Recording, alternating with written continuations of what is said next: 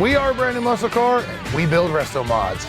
We're talking cars that look like a classic, but drive like a brand new car. Mustangs are our specialty, and we're setting out to build the ultimate 67 Fastback.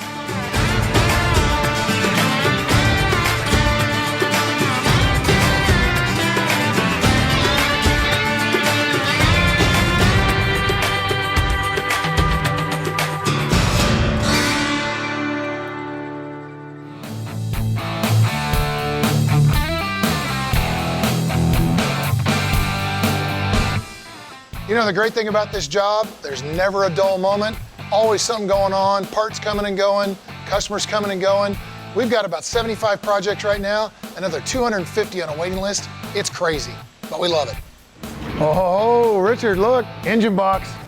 Oh, yeah. We get engines all the time, but we never know which ones they are because they're not labeled on the outside. Let's see what we got. It's always a good day when we get a crate motor. Oh, yeah. Let's see what we got.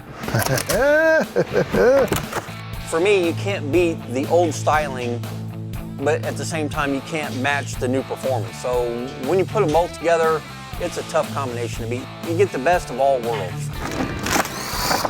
Ford. I love the fact that we can take an old vehicle and make it into something amazing. Make it beautiful, make it run good, make it reliable, make it back to classic, make it back to RestoMod, whatever they want. We can do it, and I love that part of our business. Gonna go up. Oh, yeah. Very nice. Look at that. Flywheel. I like it. Oh, yeah. Polished pulleys. Nice. Oh, you spec'd it and ordered it. The guy from Smedding Performance sent this over. 427, Merlin block, Edelbrock Performer RPM intake, Holley Sniper Stealth EFI, hydraulic roller cam. Once we put the Pro Charger on this thing, it should make 750 pretty easy. So 550 base, 750 with the Supercharger. Right on, yeah. This is a big piece of the puzzle right here. Woo. It's beautiful. I like it. Very nice. When you're building a vehicle like this, with this kind of power, you've got to have a performance partner. Our performance partner is Summit Racing. We went to visit their location, but we stopped first at their horsepower factory, TrickFlow. Right next to it, it's amazing. They have everything we could ever need for these kind of builds. TrickFlow is one of our very strong partners. They do a ton of stuff for us, and one of the things we love to do is we love selling their cylinder heads, because not only is the technology amazing that they incorporate into it, but they're right down the street from us as well. Big reason we love TrickFlow is all the amazing domestic V8 cylinder head applications they have. So whether you're building a 318, a 351, a big block Chevy, an LS, or even a regular small block Chevy, they have a fantastic performance cylinder head for most applications. At TrickFlow Specialties, we manufacture cylinder heads, intake manifolds, supporting products that are world-class quality and value for our customers. Well, we design all of our products in-house. We've got a team of enthusiast engineers here. We design our casting tooling. We machine our casting tooling in-house. We work with US-based foundries. We source all of our castings. They come to us raw. So cylinder heads will get machined on our first op. They'll go through multiple stages to set critical dimensions like seat and guide bores, gasket surfaces, the deck surface, that sort of thing. We install seats and guides. They go through CNC machining on the chambers and intake and exhaust ports. From there, they get pressure tested. We do our valve job, final deck surface, and then they go through wash and assembly. Our goal is jewel-like machining, right? I mean, something that you almost don't want to hide and put it under your hood. We're always learning. My team, they don't like to settle for second best. And so anytime we learn a lesson on a new cylinder head that's in development, we're thinking about how can we apply that to other products that we make? How can we take that lesson and apply it to a different engine platform? So it's a painstaking process that involves a lot of trial and error, a lot of back and forth testing, development, validation, but ultimately it's one of the things that makes our products some of the best in the market. We're aiming for a really high quality product that offers great drivability, great mid-range power and torque, good airflow, good combustion efficiency, there's a lot that goes into achieving all of those goals. You know, people work really hard. We have customers that save money for years to build their project car, build their motor. We want them to feel good about the performance that they're getting for their hard-earned dollar.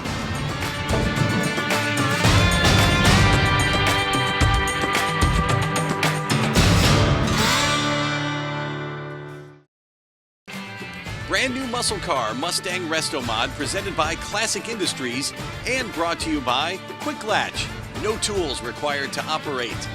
Old Air Products, cooling the classics.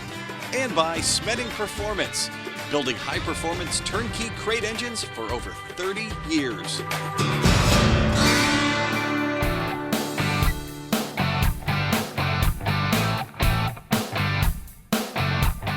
Here in the shop, we have everything from what I would classify as a very correct restoration to over-the-top RestoMod work. We have some cars that are kind of in the middle. They're basically very stock, but have, you know, a really, really nice, crazy paint job on it. Or they look very mundane on the outside and have all the really trick stuff under the sheet metal as far as engine, transmission, suspension, brakes. So there's a very, very wide range of what you could actually see in here at any one time. And that's what we want, different stuff in here all the time. Working on the classic cars to me, it seems like they've got more soul to them. They've been around a while. There's not as many of them, not everybody has them. And the people that do have them really take pride in those cars and really take care of them. So it's not just something that you drive every day and get you from point A to point B. It's something that when you're driving it, you're enjoying the whole process, whether it's shifting gears or going fast. There's a difference between the classic cars and the newer stuff. There's a story behind them. Every one of these classic cars is a story, whether it came from somebody's grandfather or was the first car they bought when they were getting into a business or whatever it is. There's some sentimental value to all these classic cars. And then there's always just the pure, it's a cool car, it's what I've dreamed of, and that's why they have the car. I don't know if it changes the way you feel about it, but it definitely gives you more of a purpose to get the car the way they want it. Like, it has a story, it means something to somebody. It needs to be what they want it to be. One of the vehicles I'm working on now is a 1991 Ford Bronco that is owned by Mr. Welch. The story I've heard is it's the first vehicle he bought when he started a surveying company. And the guy lived in the car, worked in the car. Now that his company has become successful, he's decided that he wants to get it back to its former glory days when it was new, so it's a complete restoration. What I like about Broncos, it's an off-road vehicle, but it still is able to go on the street. It's an iconic vehicle. They've been on the news. At one point, they were everywhere, and they've started to kind of go away, and here it comes again. And to get to redo one now is really kind of special, especially for the guy that owns this one. After Trick Flow, we went right down the street to Summit Racing's headquarters. It was amazing. I've never seen anything like it. We were blown away. Summit Racing is the world's speed shop. So we sell parts for your race car, your truck, your dirt bike, your ATV, anything you can think of that has wheels and some with not, we carry here. And you know, our goal is to not only make you enjoy your vehicle more, but you know, sometimes make it faster too.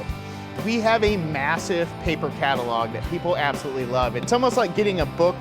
When you were a kid, you got like the big toy book and you could look through that. We have that for race car parts. So you can either head to our catalog to see some of our most popular brands and items, or you can head to our website and you can see our full selection. And it's really easy to search, and we have a bunch of subcategories that really makes the user experience really nice and helps you find your parts really fast. Or if you're lucky like us and you're in driving distance of one of the 4 retail locations, you can head right over to a retail store, and we have a full counter stocked with very knowledgeable people that can help you find exactly what you need. One of the cool things we do is product features, how-to installs, and vehicle build. So we'll pick something like we just got done doing a brand new Jeep Gladiator build. We work with a bunch of our vendors, use cool new parts, and we get to install those and show our customers how they work. We also do a lot of other fun stuff, kind of like top 10 car features. We do employee ride features as well, so we show off some of the cool cars that are owned by Summit employees to show that this place is powered by enthusiasts.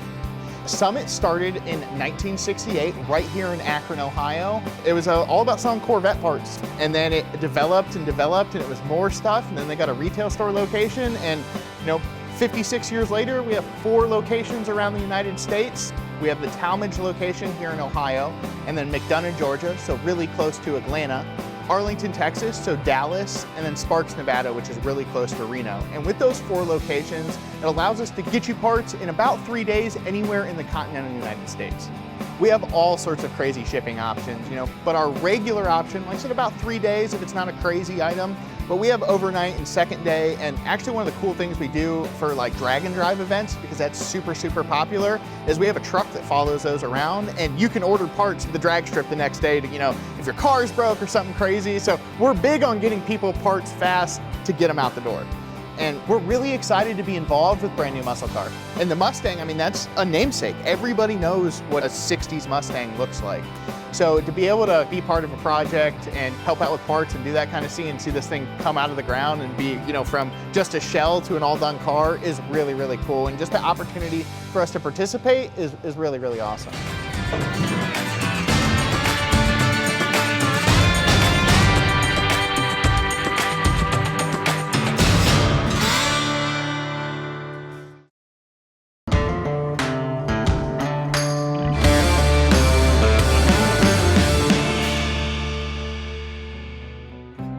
It's a 69 Mach 1. I bought it in 1973. Bought it off my history teacher at school. She bought it new. I bought it from her in 73, and I've owned it ever since. We took it to Flatwoods Customs, and they worked on it for the last 4 years to get it right. And it's got a 460 stroker motor in it, about 575 to 600 horse. It's got a 4-link rear suspension. It's got a Tremec 5-speed, positive traction rear end. It sat in the garage for about 35 years. We had 5 children, so don't want to spend a lot of money fixing it up. And last kid got out of the house, and we decided to start playing. I wanted to stay as close to the factory colors, but not be the factory paint, because enamel is not a really good paint anymore. And I spent, I think it was like $1,800 back in '73, and it took me about 3 years to pay the car off. I've always liked the Mustangs. I had a 65, 66. I just like the 69 body style better than anything. They're just such a pretty car, and even nowadays it looks fantastic. We got it back yesterday. Starting it up and driving it in from outside was just a real thrill for me. I mean, it's the first time I've got to drive it in 40 years probably. I drove it from 73 to 83, so I drove it about 10 years. I knew I was going to keep it and save it. We put it in the garage just to protect it. My wife kept telling me I needed to get it out of the garage.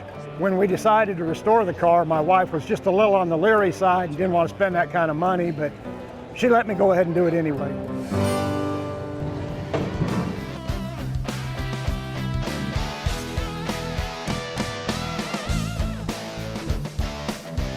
Once we get the body in the shop, the first thing we do is we media blast it to bare metal, so we know what kind of a foundation we have, etch prime it, and then take it to the body shop.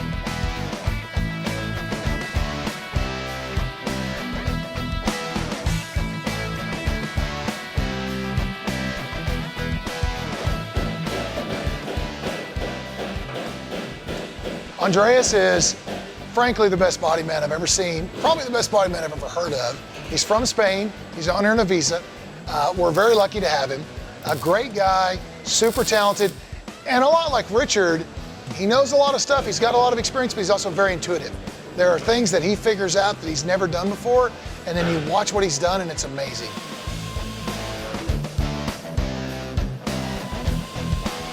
Andreas is awesome. I've never seen somebody that can manipulate and make metal work the way he does. And he does it so effortlessly. I mean, it's just, he can see something and go, no, that's wrong. I mean, he can just see it and fix it. And it's really remarkable on how he does stuff.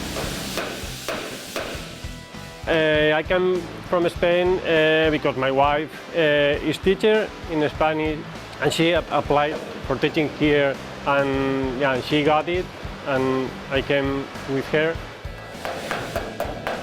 On cars, more than 20 years, all my life. One of the reasons is my father, because he liked cars all his life, and all my family like cars. And then I started to fix some cars, some motorcycles when I was young. And I'm the only one in my family that works on cars. I like all the steps, doing body work, but yeah, I prefer doing the metal. When I saw some cars all rusty, and if this car I need to fix, I'm so excited. I can't wait to start to clean the all rusty and making pieces. Yeah, take all the measures and yeah, enjoy a lot.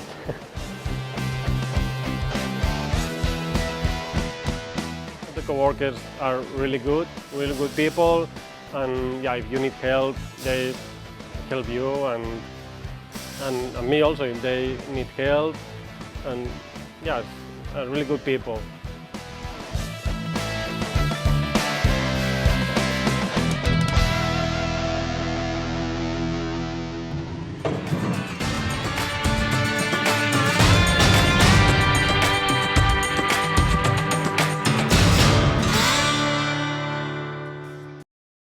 Brand new muscle car Mustang RestoMod, presented by Classic Industries and brought to you by The Spray Source, the #1 source for professional and DIY paint products delivered right to your door. Better Battery Bolt, you are nuts not to try these bolts. And by Roadrunner Performance, high performance hoses and fittings. I'm Matt Anderson, Curator of Transportation here at the Henry Ford. The Mustang really looked like no other car out there when it was introduced in April of 1964, and planning for the car began, the very earliest planning, in late 1960, and some of the initial goals for the cars, they wanted something that had the appeal of the Ford Thunderbird, which had been introduced in the mid-1950s as a personal luxury car. They wanted something that had the look of a Ferrari, so think of the egg crate grille and the kind of sporty, almost race car appearance to the vehicle. They also wanted something that had the economy of a Volkswagen. So when you think about those three goals, it's kind of a hard circle to square, but Ford managed to do it. There are a few people who can be credited as being the creators or the original envisioners of the Mustang. Hal Sperlich would be one for sure, Don Fry, who is in charge of production at Ford, but if you have to give one person the credit as the father of the Mustang, then certainly it is Lee Iacocca, who was leading the Ford division by that time. And Iacocca is the one who sensed this new young generation coming of age and realizing that Ford didn't have anything really to sell to them. And Ford itself in the early 1960s was at a turning point. The company through the 30s into the 40s had been associated with performance. We think about the Ford V8 from 1932, which really became the foundation of the hot rod industry leading up to and then just after World War II. But sometime in the 1950s, Ford kind of lost that glamorous, youthful performance image. Chevy took it in many ways with the 55, 56, 57 Chevys, which many people today still think of as the classic car. Ford also had suffered the Edsel in the late 1950s, introduced for the 1958 model year, a car that was advertised as the car of tomorrow, supposed to be the next big thing, and unfortunately just didn't sell very well at all. And to this day, Edsel remains kind of a synonym for a big corporate failure, so that was not a good thing. So Ford was really looking to reset and reposition itself, and the Mustang was the car that allowed them to do that.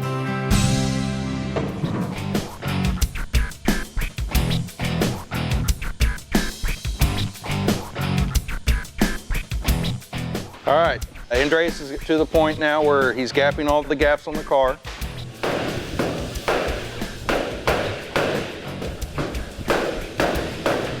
He likes to use calipers. That way we have the perfect gap all the way throughout the whole car. If you don't have calipers, you can use a couple of shims. I just tape the ends together. That way you slide them in, it's a perfect fit. This is where we pretty much like the way our gaps are, because nowadays with the new cars, the gaps are always really perfect. So we just slide it around, like on the doors and everything. So everything all the way through is perfect, all the way down. And that goes throughout the car. Like the back of the door, it's all perfect. That way it just moves freely in between.